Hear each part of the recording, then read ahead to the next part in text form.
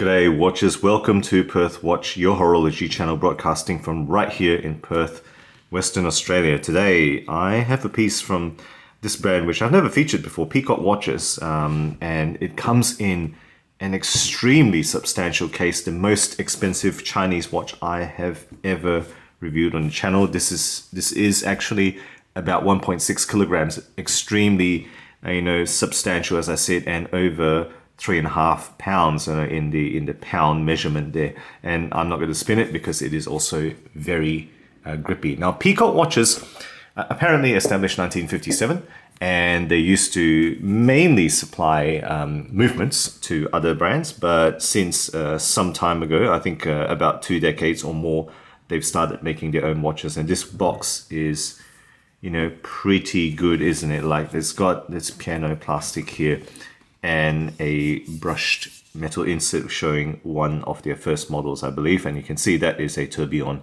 as well.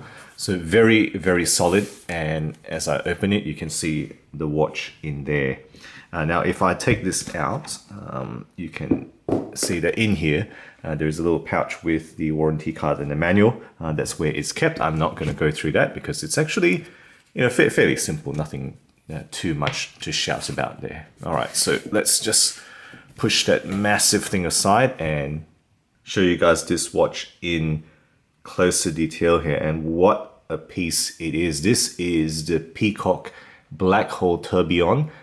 This colorway they call Celestial Blue. It's also available in what they call a deep black and a nebula green. So check out the website if you wish to find out more. The asking price, just hold your breath and make sure you sit down for this. 3,750 USD as of listing now. Currently there's a 5% discount. I imagine sometimes there's 10% or more, but whatever the case is, we're talking north of 3,000 is the typical asking price of this piece here. Okay, so let's, as I usually do, first up, let's talk about movement. So movement is full in-house manufacture. That's what they say it is. And I think that's probably going to be true from everything I read about this company. They are a movement maker.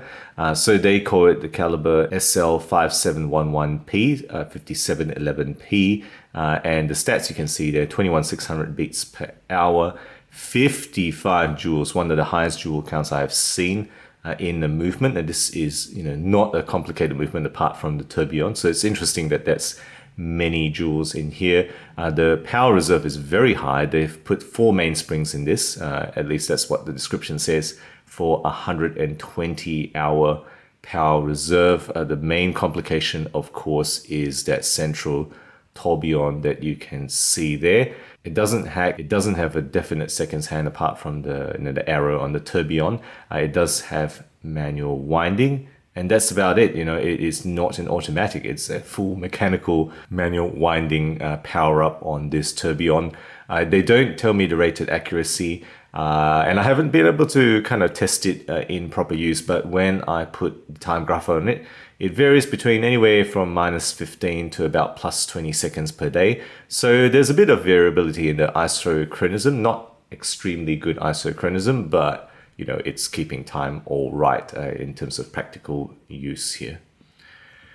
Okay, in terms of the case, right, so what we have here is a 46mm case. So as I measure it, between my 2 fingers, my thumb and my forefinger here, 46mm, that top part is all glass, right? That's all glass there. And then the case itself, you can see this horizontal brushing as well as a polished bevel there. That's 904L steel. So interestingly, they've gone for 904L. The overall thickness is only 12.8 millimeters thick, and the lug width, if that's any meaning there, between that blue color where it joins on, this proprietary connection, of course, is 25 millimeters. Lug to lug distance, again, not very meaningful because it's a perfectly round case. That distance there is also 46 millimeters, so it's a perfect circle there. Overall weight, 132 grams, certainly one that is comfortable to wear. Right, finishing wise, not much to say. I already pointed out there's a polished top bevel, it's horizontal brushing around the side, and that translates to circular brushing at the bottom of the case. The case back is 4 screws. Okay, you can see there's 4 screws there securing that round case back display back, and really quite a beautiful display on that movement there. So you can see they've actually deliberately done a vortex type of effect there, and those holes you can see are the jewel housings, the housings for some of the jewels in the movement, and that looks like it's a vortex sucking some planetary bodies into a black hole. It's really just quite fascinating that they've got that whirlpool effect there. It's got a push sign crown. This winds at the 0 position, and the water rating they've given it is 50 meters. And I think it would be fine if they gave it only 30 or whatever. You're not going to take this to do anything physical, I would imagine. It's not designed for that type of thing. Right, so moving on to the dial then. So this is in many ways the star of the show here. Really, is a 3D multi-element dial. So it's got stepped inner rings. It's got an arch gantry over the tourbillon, that black bit there that kind of arches over it and holds the minute hand and allows it to rotate around. It's got a carbon fiber luminant mixed in ring there, and that's also interesting in itself because there are bits in there that do glow in the dark, although not very brightly. And a flange actually has radial lines going out, kind of emphasizing the black hole effect of this watch. And the main effect, of course, is the hole in the center, right? You can kind of see through it if you look directly, front on, see through to the back. And that is, of course, the black hole motif of this particular watch. In terms of the hands, right, it's got a polished, I guess what you can call a halo and accretion disc minute hand, and that, of course, is taken from the appearance of a black hole. Probably made most famous in Interstellar, that movie. How there's a halo of light with an accretion disc that is glowing and hot, spinning around the black hole, and that's really how it kind of would look like. And this is what this minute hand actually calls back to. It's got a very small hour hand that's just a little tiny arrow, and that kind of has a black finishing to it. In terms of lume, the main minute hand is lumed, the hour hand has a bit of lume, and then the discs around the hole have a little bit of lume, including some debris-like structure in that carbon fiber disc, which make it look like, I guess what they call a bit of like a nebulous effect there, and a lume shot, of course, for you guys to see how this looks like in the dark. It doesn't have to glow very much for me. It glows a few hours in the night once it's charged. Okay, moving on to the glass. As I've pointed out, that whole bit at the top, I guess it's a bit conical maybe. They call it a custom box. Custom box, complete sapphire crystal there. It's got AR on the inside and apparently an anti-fingerprint coating on the outside, which in my experience has been working very well. I haven't actually polished this deliberately, and it looks pretty good. Not a single blemish that is really standing out to me here as I look at it. Right, moving on to the strap then. So this is just a blue, I think it's fluorine rubber. It's pretty well chosen because it just does not catch any lint or dust whatsoever here. Again, I haven't really wiped this. It just doesn't actually stick any of that here. And it tapers from 25 at the case to 22 at the narrowest portion. Nothing complicated, just a little bit of pattern there. Nothing much more than that. And it's got this custom, push button release strap here. Right, just very nicely finished. Just understated, but you can feel substantial quality in this piece here. All right, so it comes adjusted in a certain position. My position is something along the 4th smallest hole right there. That's the position that fits me, and that's how I would wear it. And there we go, guys. That's a wrist shot for you. The PEACOCK Black Hole Tourbillon in celestial blue on my 17cm wrist, and it really is quite a watch. 46mm, definitely noticeable. It's kind of like G-Shock type of size for some of their models. Remember, it's not that thick. It's only 12.8. And that fluorine rubber strap, that's how that looks like.